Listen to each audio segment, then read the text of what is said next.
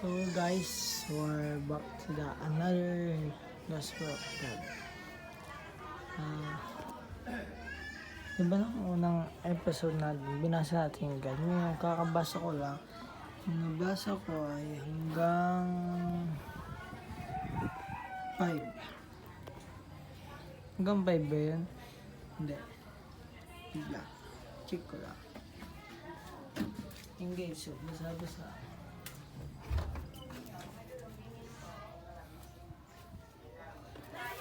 Ito guys.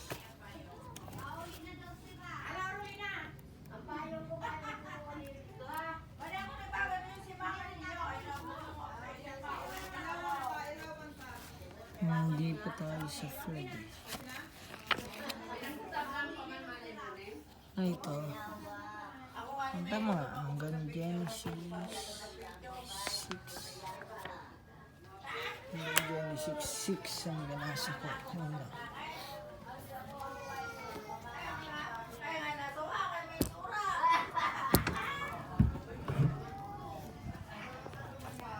Ngayon,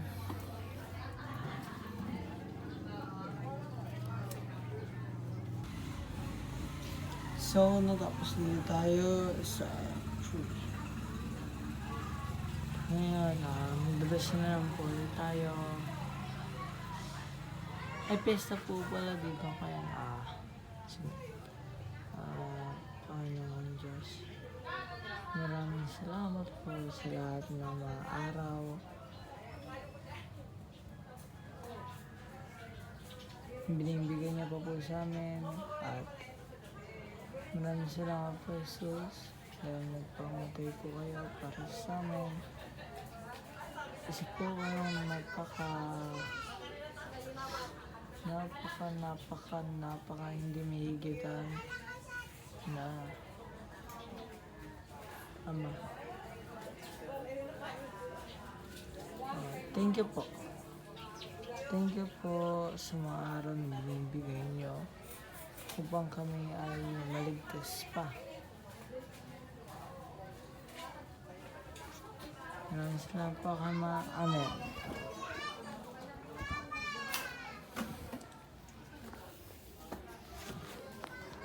The temptation and the fall of man. Now the serpent was more cunning the enemies of the field which Lord God had made. And he said to the woman, as God indeed said, you shall not eat of every tree of the garden. And the woman said to the serpent, we may not eat the fruit of the trees of the garden, but of the fruit of the tree which is in midst of the garden, God has said, you shall not eat, nor shall you touch it, lest you die. Also for Adam and his wife, the Lord God made tunic of sandalwood. Then the serpent said to woman, you will not surely die, for God knows that in the day you eat of it, your eyes will be opened, and you will be like God, knowing good and evil. So when woman saw that the tree was good for food, that it was pleasant to the eyes, and a tree desirable to make one wise, she took of its fruit and ate. She also gave to her husband with her, and he ate. Then the eyes of both of them were opened, and they knew that they were naked. And they sewed fig leaves together and made themselves covering. And they heard the sound of the Lord God walking in the garden in the cool of the day. And Adam and his wife themselves from the presence of the Lord God among the trees of the garden. Then Lord God called Adam and said to him, where are you? So he said, I heard your voice in the garden, and I was afraid because I was naked, and I hid myself. And he said, who told you that you were naked? Have you eaten from the tree of which I commanded you that you should not eat? Then the man said, the woman, The woman whom you gave to be with me, she gave me of the tree, and I ate. And the Lord God said to the woman, What is this you have done? The woman said, The serpent deceived me, and I ate. Verse 2. So the Lord God said to the serpent, Because you have done this, your cords more all cattle, and more every beast of the field, and your belly you shall grow, and you shall eat dust all the day of your life. And I will put enmity between you and the woman, and between your seed and her seed. He shall bruise your head, and you shall bruise his heel. The woman said, I will greatly multiply your sorrow and your conception. In play you shall bring forth children, your desire shall be for your husband, and he shall rule over you. Then to Adam he said, Because you have heeded the voice of your wife, and have eaten from the tree of which I commanded you, saying, You shall not eat of it. Cursing is on the ground for your sake. Until you shall eat of it all the days of your life, both thorns and the thistle it shall bring forth for you. And you shall eat herb of the field, and in the sweat of your face, and you shall eat bread, till you return to the ground, for out it you were taken, for those you are.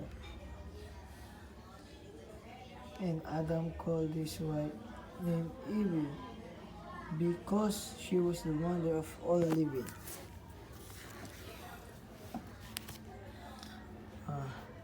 Also for Adam and his wife, the Lord God made tunic of skin and clothed them. Then the Lord God said, Behold, the man become like one of us, to know good and evil. And now lest he put out of sin, and take also of the tree of life, and eat and live forever. Therefore the Lord God sent him out of the Garden of Eden, to till ground from which he was taken. So he drew up the man and he placed cherubim at the east of the Garden of Eden, and a flaming sword which turned every way to guard the way to the tree of life. Cain murder Abel. Ito na guys. Maganda to guys. Now Adam knew Eve his wife, and she gossiped him before Cain and said, I have acquired a man from the Lord. Then she bore again, this time his brother Abel. Now Abel was a keeper of sheep, but Cain was tiller of the ground. And in the progress of time it came to pass that Cain brought offering of the fruit of the ground to the Lord. Abel so brought of the firstborn of his flock, and respect Abel and his offering. Ngayon, kung nagtataka kayo, saan yun? But he did not accept Cain and his offering, and Cain was very angry, and his countenance fell. Ngayon, kung nagtataka kayo, but pares naman sila nagbigay ng regalo, but yung kay Abel, yung tinanggap. Kasi sabi dito, wait lang, ito yun, tinda lang ni Cain. Cain brought an offering of the fruit of the ground to the Lord. Ito yung kay Abel. Abel also brought of the firstborn of his flock and of their fat. Nakita niyong pagkakaiba? Yung kinuha ni Cain ay galing na sa Diyos. Ibig sabihin mo, ginawa ng Diyos. Parang kumuha lang siya, o kinuha lang niya. Ito, si Abel, sabi niya, Abel also brought of the firstborn of his. Ibig sabihin, galing sa kanya. His flock of their fat. And the Lord respect Abel and his offering. Galing yung binigay ni Abel ay galing sa kanya. Sa tingin ko, pinaghirapan niya. Kaya nagalit si Cain. Tuloy natin. So the Lord said to Cain, why are you angry? Bigla. And why has countenance failed?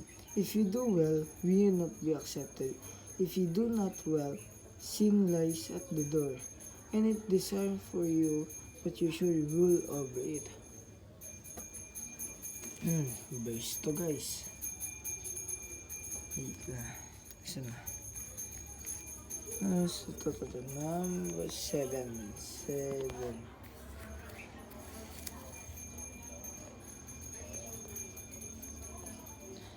Tatry kong explain to. If you do well, will you not be accepted? But if you do not well, sin lies at the door, and its desire is for you, but you should rule over it. Parang tawag dito. Napapili dito si Cain. If you do well, will you not be accepted? Parang ito yung binigay ni Cain. Kasi if you do well, kung ginawa niya na mabuti, will you not be accepted? Ang tawag dito. Ito rin din na-accept ng Lord, yung niya. And if you do not well, sin lies at the door, and its desire is for you. But you should...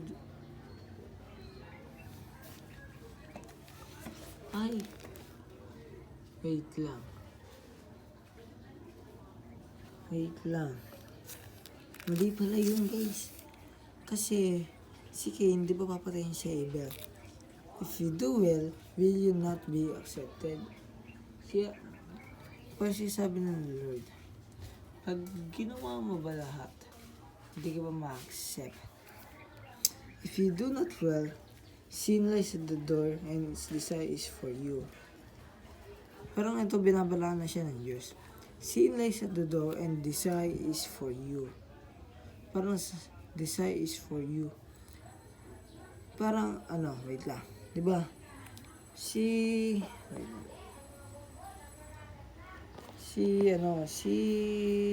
Abel, parang sinabihan dito. If you do well, si Cain pa sasabihin, if you do well, will not be accepted. Itong linya na to, parang binabanggit dito si Abel. Kasi siya gumawa. If you do well, ginawa niya Abel. Parang sabi dito, hindi ka ba matatanggap? If you do not do well, pag hindi niya ginalingan, sin lies at the door, and its desire is for you. Ito rin nagalit siya. At sinabi niya, but you should rule over it. Parang binabala siya ng Diyos dyan na huwag magpapatalo sa kaway. Now Cain talked with Abel his brother, and it came to pass when they were in the field that Cain rose up against Abel his brother and killed him. Then the Lord said to Cain, where is Abel your brother? He said, I do not know. Am I a brother keeper? And he said, what have you done? The voice of your brother's blood cries out to me from the ground. So now you are cursed from the earth, which has opened its mouth to receive your brother's blood from your hand. When you till the ground, it shall no longer yield. It's strange to you, a fugitive and a vagabond. You shall not be on earth, and can say to the Lord, my punishment is greater than I can bear. Surely you have driven me out this day.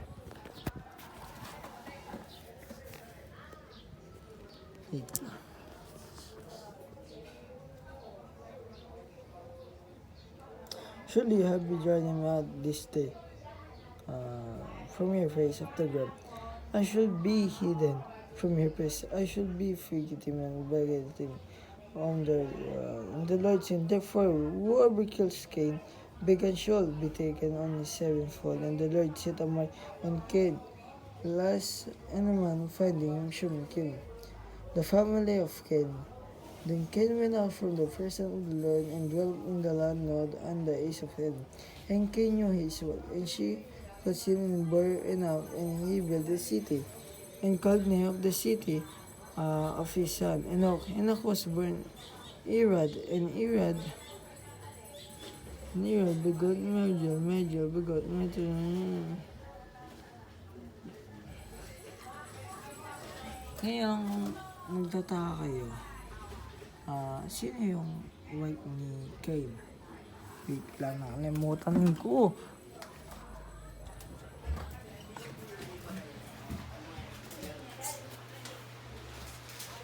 So yung tawag dito. Yung naging asawa ni Cain, si Seth. Tatlo sila. Si Cain, Abel, and Seth. Ang bunso si Seth. Ngayon, yung asawa ni Cain ay si Seth. Okay na. Okay. The Enoch was born Irad, and Irad begot Mehujael, and Mehujael begot Methuselah, and the Methuselah begot Lamech. Then Lamech took for himself two wives, and one was Ada, and the name of second was Sila. And Ada bore Jubal. He was the father of those who dwell in tents and have livestock. His brother name was Jubal. He was the young father of all who play hard and fruit. And Sila, she also bore Tubal, Cain, and instruction of every craftsman in bronze and iron. And the sister of Tubal Cain was Nama. Then Lamech said to his wife, Ada and Sila, hear my voice. Wives of Lamech, listen to my speech, for I have killed the man for wounding me, even a young one for hurting me. If Cain should be avenged sevenfold, then Lamech 77fold. A new son, and Adam knew his wife again, and she before son naming Seth. For God has appointed and another seed for me instead of Abel, whom Cain killed, and as Seth to him also a son was born, and his name is Enosh. Then began to call on the name of the Lord, the family of Adam. This is the book of genealogy of Adam. In the day that God created man, he made him in likeness of God. He created them male and female in the blessing and called them mankind. And they were created. And Adam lived 130 years and begat son his own likeness after his image. The name is Seth.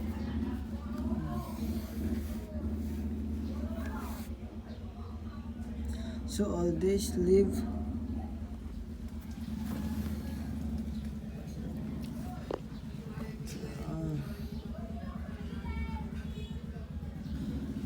around 930 years, and he died. Seth lived 105 years and begot Enosh. After he begot Enosh, Seth lived 807 years and had sons and daughters. So all days of Seth were 912 years, and he died. Enosh lived 90 years and begot Cain.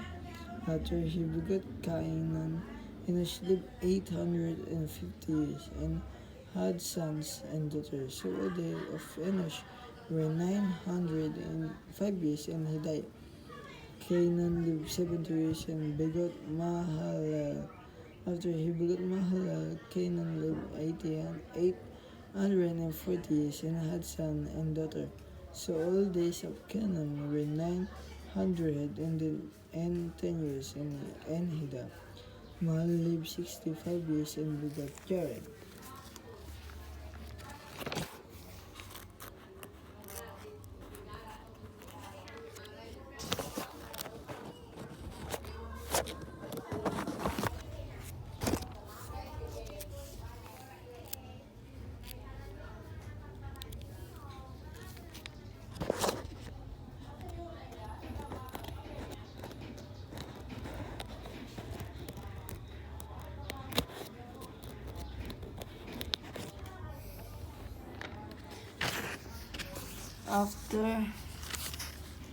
After begot Jared, Mahalalel lived 800 years and 30 years, and had son and daughter. So all days of Mahalalel were 895 years, and he died.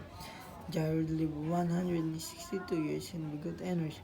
After he begot Enosh, Jared lived 800 years and had son and daughter. So all days of Jared were 962 years and he died. Enoch lived 65 years and begot Methuselah.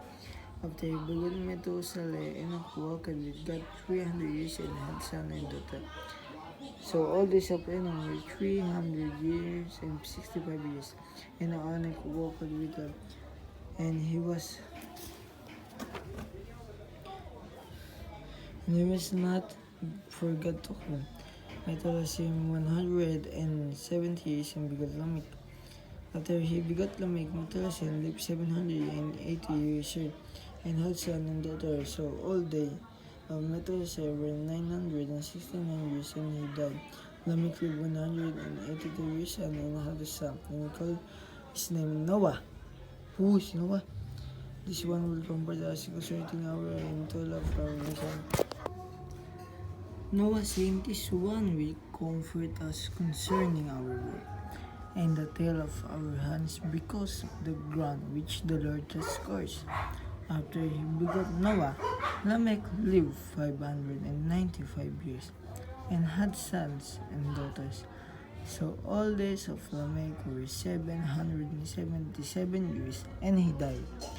And Noah was 500 years old, and Noah begot Shem, Ham, and Japheth. Ito na. Next natin ay the wicked of Joshua. Okay, so guys, samahan niyo ako sa paglalakbay at magbagaw na po tayo, kapatid. Hindi po biro ang hell, kapatid. Tandaan niyo po yung kapatid na buong buhay andun na kayo. Hindi na kayo maliligtas. Araw-araw magkakasakit kayo, sasaktan kayo, kapatid. Sinabi ng Panginoon, pati si Satan ay hindi naghahari sa impyerno. Kapatid, ang hirap nung, kapatid. Tingnan mo, buong buhay mo. Ito, parang isang oras wala ka nang cellphone, wala na internet, wala kang laro, ikaw lang mag-isa sa bahay, nabapagod ka na. Partida, hindi ka pa nasasaktan na. Tignan mo yung sahel, kapatid. Grabe na yung, kapatid. Magbago na po tayo, kapatid. At sana